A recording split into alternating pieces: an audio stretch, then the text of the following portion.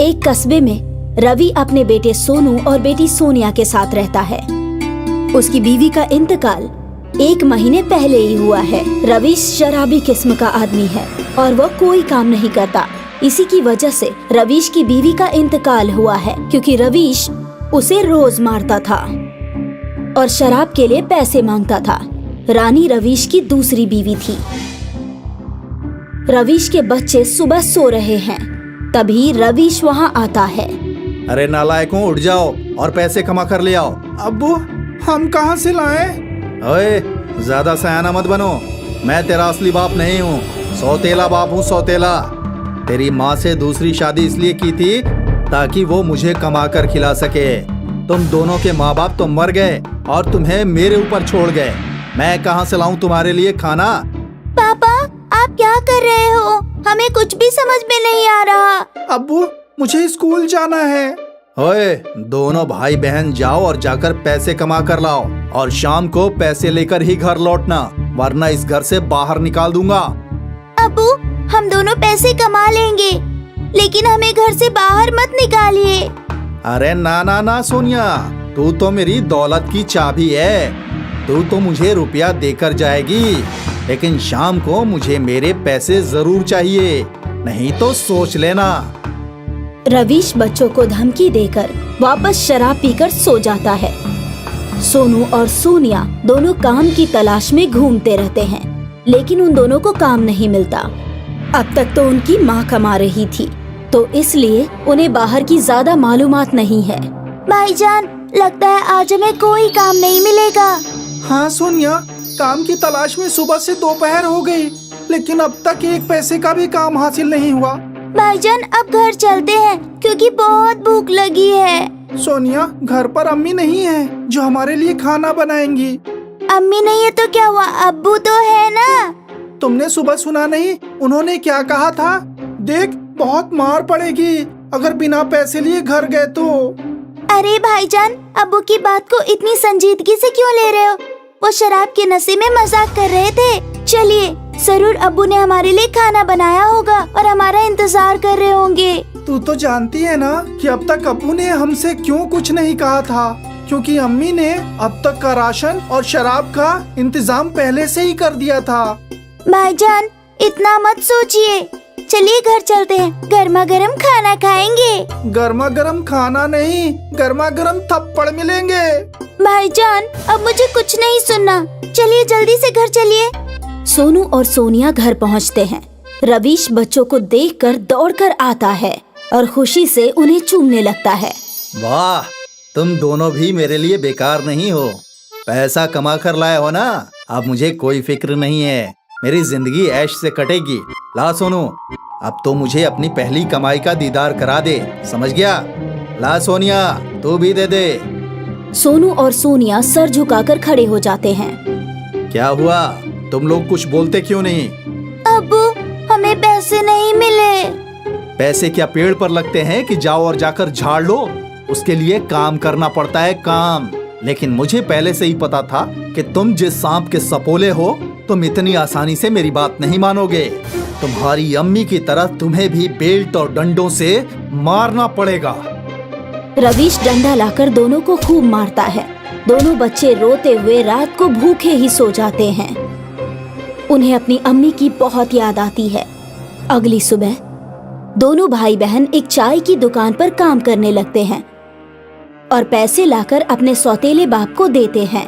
ऐसा करते हुए काफी वक्त गुजर जाता है और सर्दी आ जाती है। एक दिन सोनिया का बाहर से कुछ खाने का दिल चाहा, तो सोनू ने उसे बाहर के मोमोज लाके दे दिए और दोनों घर आ गए। लाओ, आज के पैसे दे दो। अब्बू, आज पैसे नहीं है।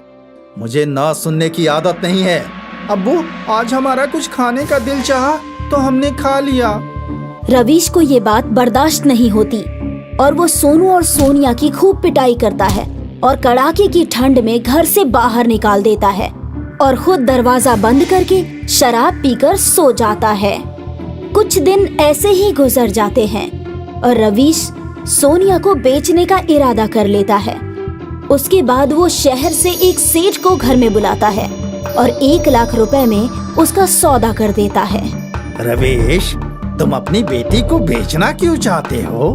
मुझे शराब के वास्ते और कुछ पैसे बुढ़ापे के वास्ते चाहिए, और मेरा बेटा तो मेरे लिए कमा ही रहा है। बहुत खूब कही तुमने, मुझे अब सब समझ में आ गया।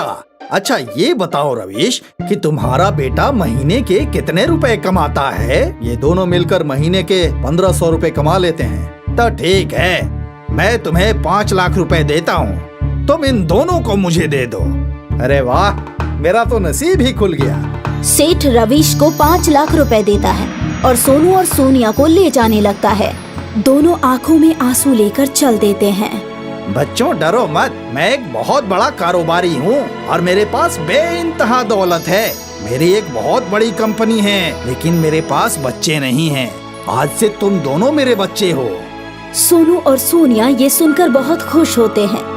सेठ उन्हें अपने घर ले जाता है और अच्छे स्कूल में पढ़ाता है।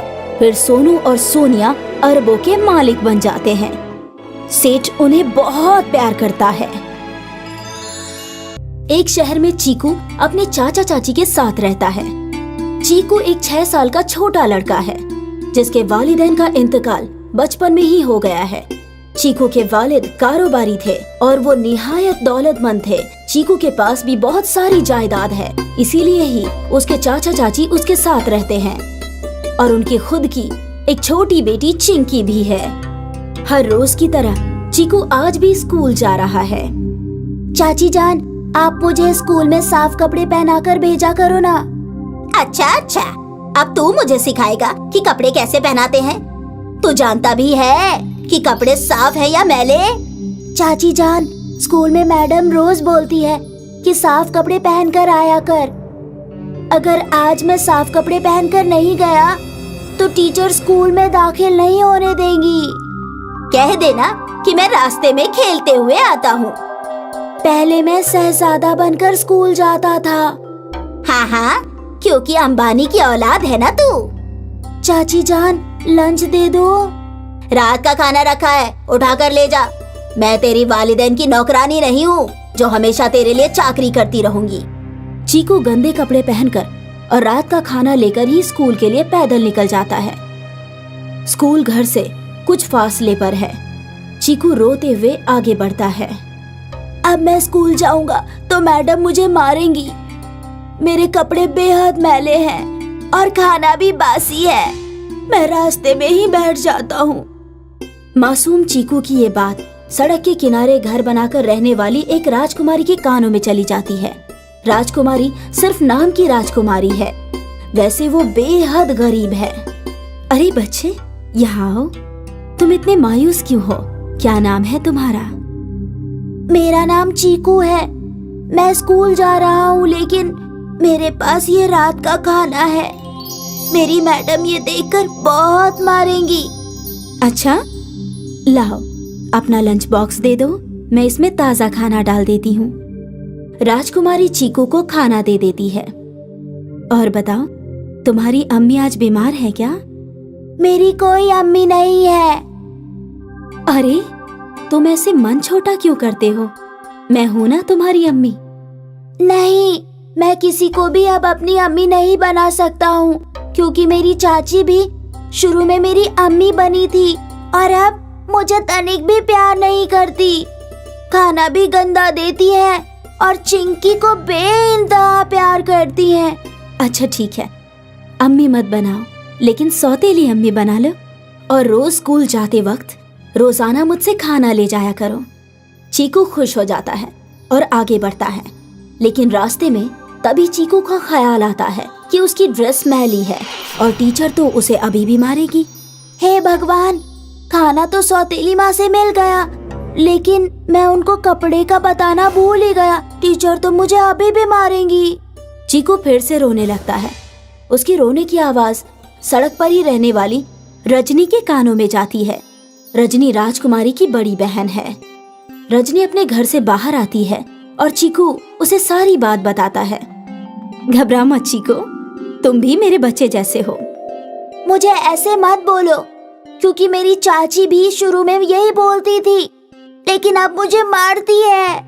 अच्छा बाबा, मैं भी राजकुमारी की तरह तुम्हारी सौतेली अम्मी बन जाती हूँ, फिर तो तुम्हें कोई परेशानी नहीं है ना? नहीं, फिर ठीक है। अच्छा रुको, मैं 10 मिनट में तुम्हारे कपड़े साफ कर देती हूँ और तुम्हारे लिए एक जोड़ी कपड़े और ले आऊंगी और तुम रोजाना आकर साफ कपड़े पहन लिया करना, फिर तुमको मैडम कभी नहीं मारेंगी। चीकू खुशी खुशी खेलता हुआ आगे चलता है, लेकिन तभी उसे ख्याल आता है कि उसके जूते भी पॉलिश नहीं हुए हैं। मेरे जूते भी पॉलिश नहीं हुए। मैंने तो इस बारे में अम्मी को बताया ही नहीं। अब क्या करूं मैं? कैसे स्कूल जाऊं? मैं स्कूल के लिए लेट भी हो रहा हूं। किस्मत से इस बार भी चीकू का दर्द राजकुमारी की छोटी बहन रेनू के कान में चला जाता है।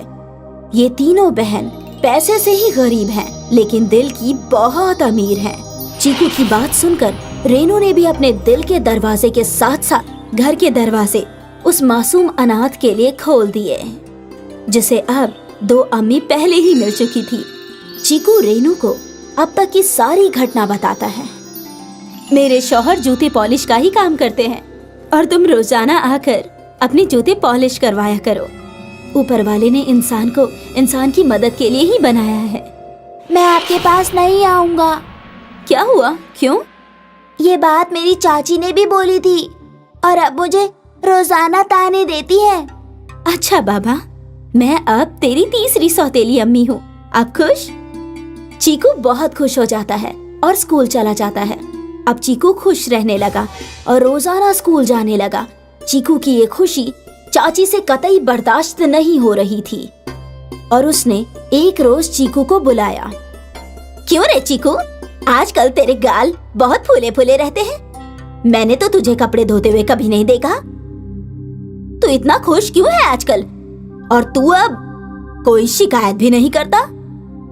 चीकू मासूम होता है। वो अपनी चाची जान को सब बता देता है। मेरी 3 सौतेली माँ है और वो मुझे बेइंतहा प्यार करती है।